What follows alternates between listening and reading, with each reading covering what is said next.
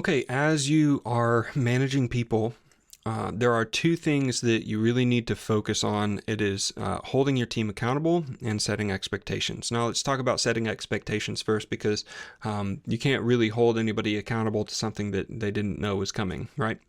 So, there are kind of some expectations that everybody has coming into worship ministry, and they can be very, very broad. Okay. And so let's talk first about like scheduling, coming to rehearsal, being prepared, right? Remember that anytime that you set an expectation, what it is that it's an investment in your culture. All right. I'm not going to tell you what is the right way or the wrong way to do anything because everybody is different. Every church is different. And there are many, many legitimate ways in order to go about this worship leadership thing. I would say that my church, I have set us up to be very middle of the road. There are certain areas where I wish I had been stricter earlier with my team. And then there are certain areas where I doubled down and was really strict, and I wish I hadn't had been as strict. Okay. And that all comes back to expectations. Okay.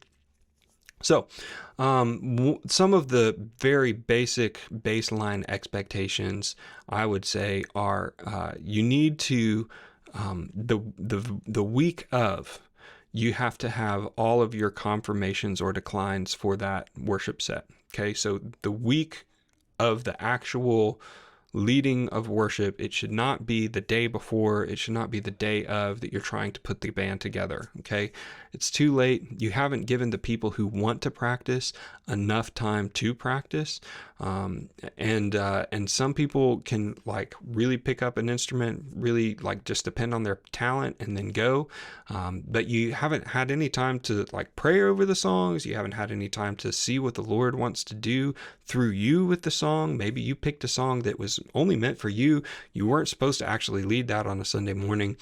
There's a lot of reasons why, but but if I'm leading on a Sunday morning, the Monday before, that's my deadline to have everybody either confirmed or declined for that week. And that way, I, as the worship leader, I know who I can work with that week. So that means that by the Wednesday before the Wednesday night that you're going to lead, the prior Wednesday, you need to already have at least who you are leading worship with, not necessarily the songs at that point, because some things can change in the next couple of days.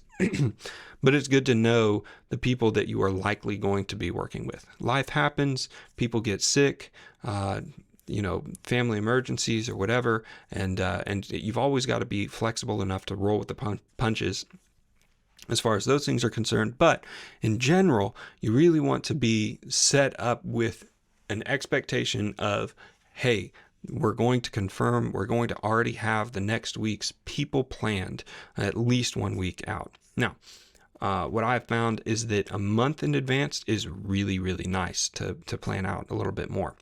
Let's talk a little bit about showing up on time. That's a big one for people. I've got both ends of the spectrum after leading worship for almost 2 decades now. I've seen it all. There are very, very few teams that start rehearsal on time.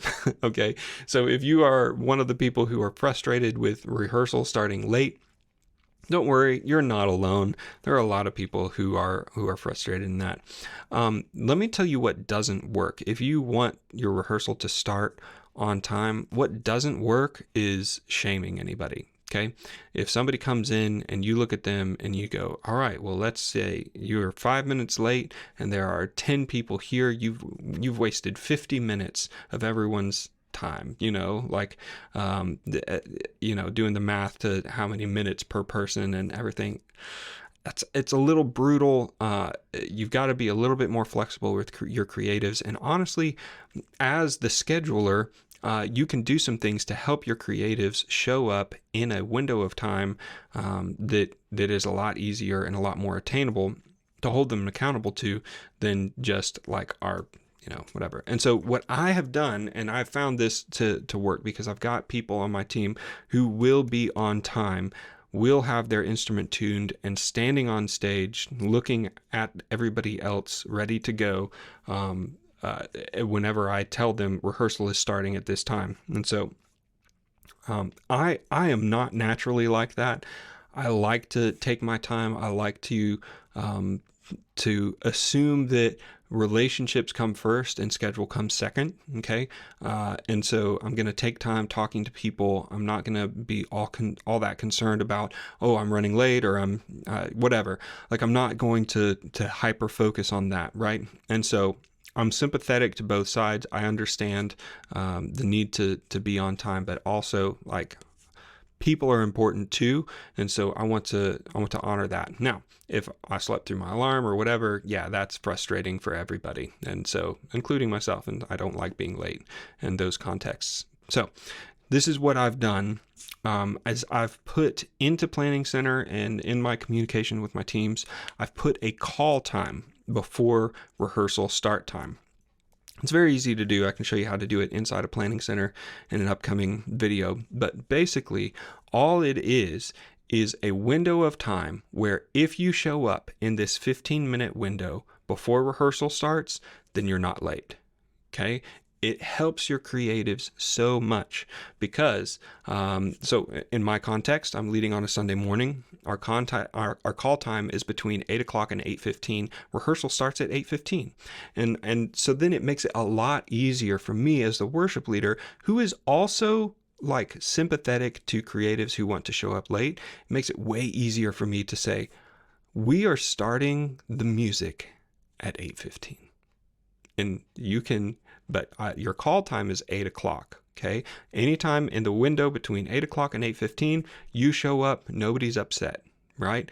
But as soon as 8:15 comes, the band members who are here and the singers who are here, we're starting rehearsal. And so there's been a number of times when, a creative is coming in late. It's 8:17 and they walk through the doors and there's already music blaring. There's already music going, and nobody has to really say anything because they know, I'm late. It's not like this start time was a suggestion. There was a window of time where I could have gotten here, and I didn't make it. And so it's made it a lot easier. And really, like, the people who are habitually late are never really the ones who are bothered by being late. It's usually the ones who are on time who are bothered by the people who are late. And so having a buffer, having a space of time when you can arrive and it's no problem, they'll still show up at 8 o'clock in our case, and some of our people will be walking in at 8:15, but it has really helped.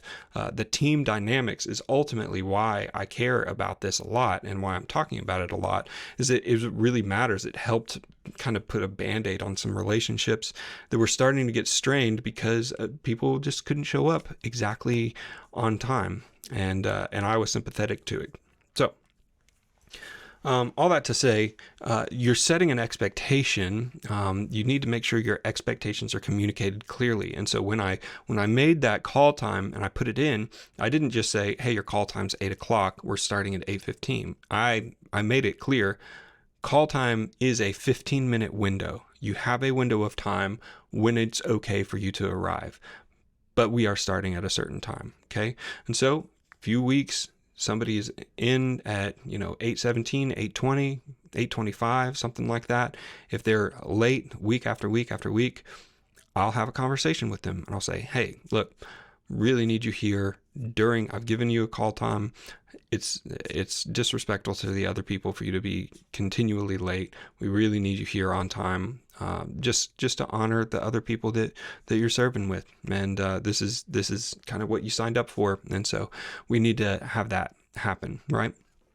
So I'm not going to come down really hard on anybody if they step out of line one time, but I will have a conversation.